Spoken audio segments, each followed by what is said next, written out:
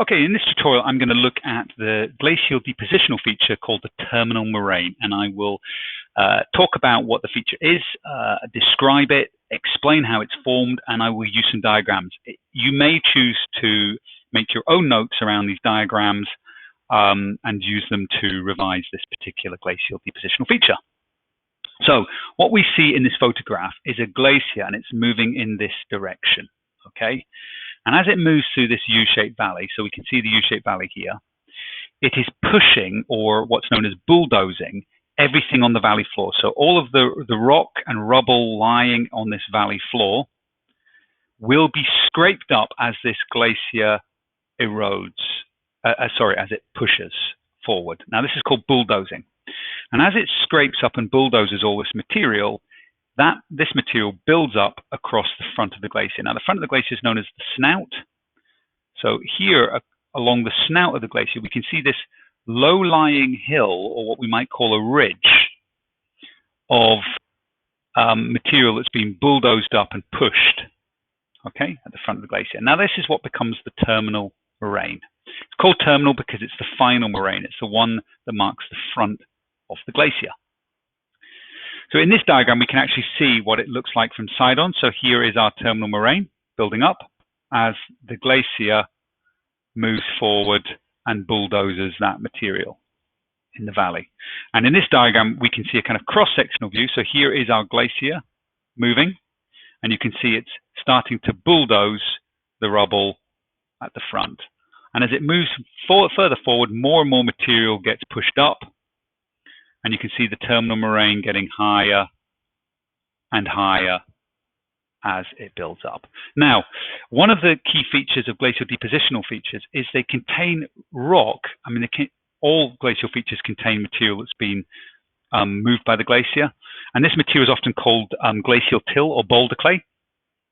And this material can either be sorted or unsorted. Now, if it's sorted, it means that flowing water in the glacier has moved the smaller rocks further than the bigger rocks, in the same way that a river moves smaller rocks quicker and at a greater distance than bigger rocks, just simply because bigger rocks are heavier. The same happens underneath at the base of this glacier. Lots of materials is being moved by meltwater, and it gets sorted. So some glacial features have sorted rocks or sorted glacial till, whereas others, like the terminal moraine, are what we would call unsorted. And that's because everything is scraped from the valley as the glacier moves, whether it's a big boulder like we can see here, or whether it's tiny grains of sand and mud that are also scraped up. So that it's an unsorted, it's a feature with unsorted glacial material. So let's put this all together in how would we approach answering this? Could we use a diagram? One final thing before we do that, let's just have a look at some sort of at the end of the ice age. Here we have our terminal moraine. We can see that our glacier is starting to melt. It tends to melt either because the ice age is coming to an end or because the glacier is now actually out of the mountains. So when the glacier is high in the mountains, it's very cold. But when it gets down to lower altitudes, the temperature warms, and therefore the glaciers like to melt. And when the glacier melts, huge amounts of water is released, like we can see right here. Okay, and that water can get trapped behind the terminal moraine. So the terminal moraine can act like a dam across the valley. So if you imagine I built a dam from one side of a U-shaped valley to the other, it would build up a lake behind it. And the terminal moraine is just a naturally formed dam. Right, that's the kind of the key things behind the terminal moraine. Let's actually look at how can we draw a diagram to explain this feature. So I would do this probably in two diagrams. My first diagram would put the valley floor onto the feature. I would then add my terminal moraine as a hill. This is a cross-sectional diagram, by the way. I would probably put in my terminal moraine big rocks and small rocks. I'll be adding labels in a second, just so the label is where you get the marks. Okay, and then I would put my glacier in, okay, like this. And I'd add an arrow to show the movement of the glacier moving in that direction. Okay, so let's start to put some little key labels in so all of this makes sense to the marker and they can award marks. So glacier travels through a U-shaped valley.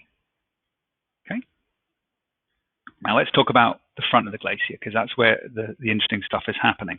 Okay, glacier, bulldozers, glacial till, and I'm going to put in brackets another name for it. It's the same thing. It's called boulder clay. At its snout. Now the snout is the front of the glacier. Okay, I'm going to put an arrow to show where that's happening. Okay, so let's actually refer to the feature itself, because that's what this is. We haven't even mentioned that this is our main feature. So this is our Terminal Moraine, which is a ridge across the U-shaped valley. Not along the middle of it, but across from one side to the other. Okay, and I put those rocks in a second ago, so I'm going to want to say something about those rocks. So Terminal Moraine contains unsorted glacial till. Okay, I'm just going to add another little arrow to show that there's a link there. Okay, so what we've got at the moment is some of the key parts. We've got the fact it's unsorted. We've named what it is. It's a ridge that runs across the valley. We've brought in this idea of it bulldozing material as it's moving. I could actually add to my sentence, glaciers bulldoze glacial till at its snout. I should have probably said as it moves through the valley due to gravity. And that just explains why that glacier is moving in the first place, because gravity is causing it to move downhill. Right, our second diagram is going to be very similar. So I'm just going to draw my valley floor in again. Here it is. I'm going to keep my Terminal Moraine, or my unsorted rock, and I'm going to bring in my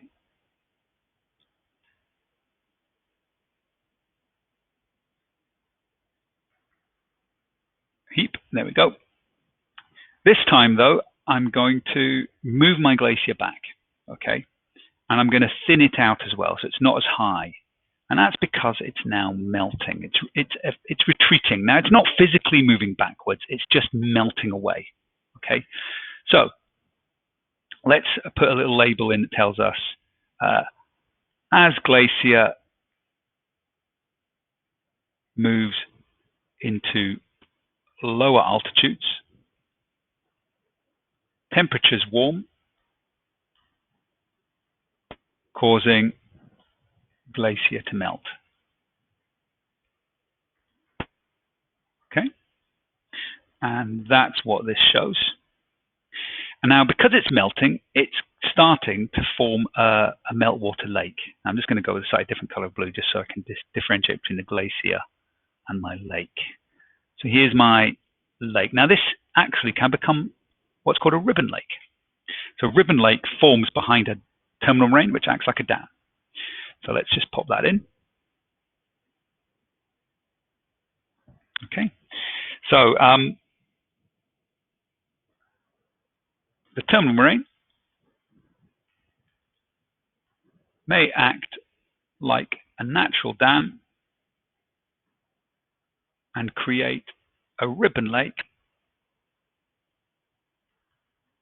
behind it. Okay. So why is it called the terminal moraine? Because there are all kinds of different moraines found in glacial landscapes. It's a terminal moraine because it marks the furthest point the glacier ever got to. So on this side of the terminal moraine, the glacier never traveled here. Okay, it will be a non-glacial landscape. Well, it will be a glacial landscape, but it won't be because it got covered in the glacier. It'll be glacial because all the meltwater will have come across it when the glacier melted. But the actual moving glacier never touched the land over here on this side of the terminal moraine.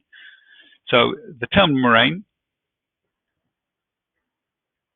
marks the furthest point a glacier traveled to during the Ice Age. Okay. It also is a feature formed because the glacier loses energy and deposits material. So that's what it is. That's why we have this feature, because it's no longer got the energy it had when it was high in the mountains and it was eroding, creating these big valleys. These features normally start to crop up towards the end of the Ice Age as the glaciers began to melt and retreat. Okay, so what you've got between the two diagrams is a feature fully described and explained. I need to actually call this the glacier because there's no label actually says to the examiner what that is. You don't need to put it on twice because it's obvious from it. So you might also want to give it a title. So this is the Terminal Moraine.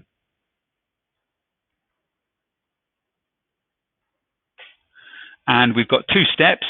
So we're probably going to want to say during Ice Age. And our second step down here, our second diagram could be towards end of Ice Age. Okay, there you go. That is how to use diagrams to describe and explain the formation of a terminal moraine.